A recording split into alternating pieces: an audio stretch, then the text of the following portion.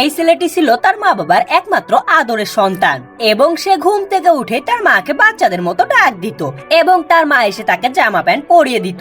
এরপর ছেলেটি গেমস খেলতো এবং তার মা তাকে খাবার খাইয়ে দিত।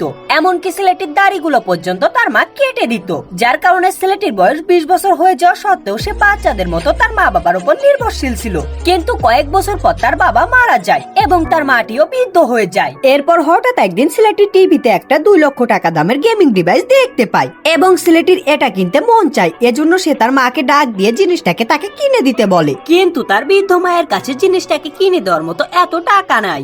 এজন্য ছেলেটা অনেক রেগে যায়, কারণ ছোটবেলা থেকে সে যখনই যা চেয়েছে তার মা তার বাবাকে বলে সেই জিনিসটাকে কিনে দিয়েছে।